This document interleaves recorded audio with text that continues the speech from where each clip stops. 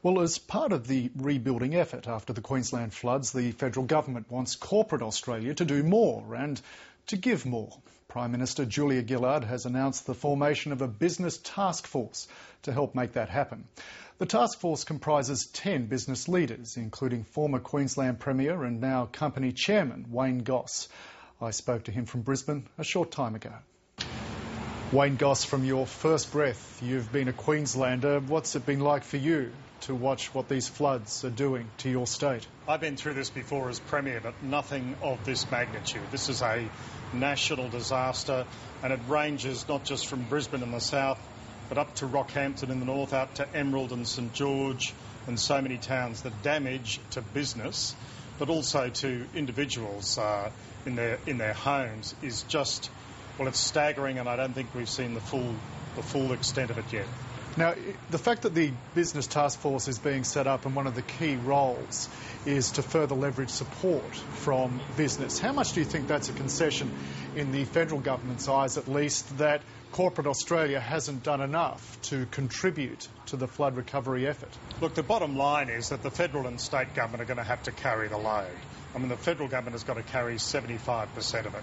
But I think while $90 million or so was the last figure I heard in the Flood Relief Fund, we are going to need so much more. There are so many businesses that don't have insurance, so many people in their homes that don't have an insurance.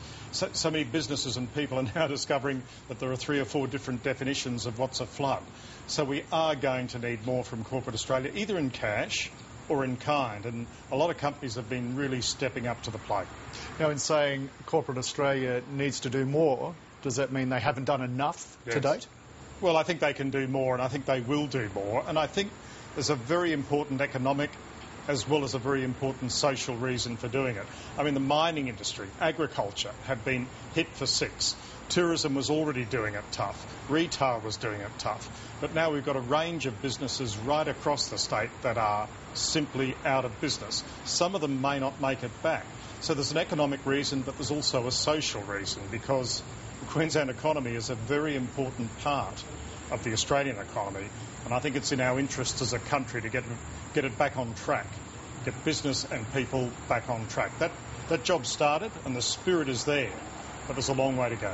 Mr Goss, given there are reports today estimating that rebuilding may cost up to $20 billion, and that could impact on the federal government's goal of returning the budget to surplus in 2012-2013, how concerned are you that corporate Australia will perceive this push to business as simply being a way of the government trying to ensure that its plans are not derailed?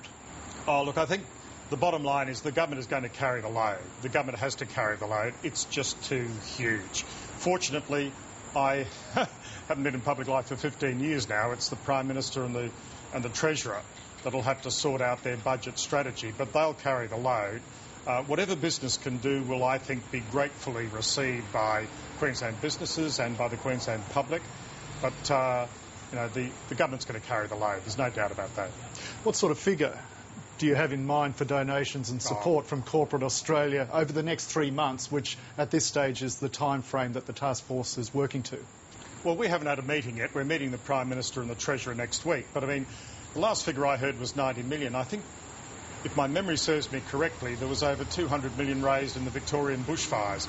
If we could get anywhere near that figure, I think that would be sensational and very much appreciated. But in addition to that, some businesses are delivering in kind, whether it's trucks to take away rubbish, high-powered gurneys, those hoses to clean out the mud, which is, a pretty formidable legacy of this flood. All those sorts of things make a difference as well. With Brisbane being such a major city, many big firms are either based there or have substantial holdings there. How do you convince those businesses to contribute more when they're probably already worried about what the floods are doing and will continue to do to their bottom line and to their share prices? Yeah, look, you make an absolutely valid point. I mean, I'm chairman of 2 companies here, and we've both had to evacuate from our offices. But before Brisbane was in strife, both those companies had set up funds where the staff are contributing and the company's matching it. And I think a number of businesses are doing that. I think they've got to do more. But I would think there's also some national companies that would be wanting to make a contribution, and I just hope they will. But we'll have that meeting next week and we'll work out a strategy to try and promote that spirit more broadly and see if we can raise the corporate contribution. And what can the task force do in regard to talking to the insurance industry and to see how the industry will apply flexibility, to use the Prime Minister's term, in their consideration of the claims and the plight of clients?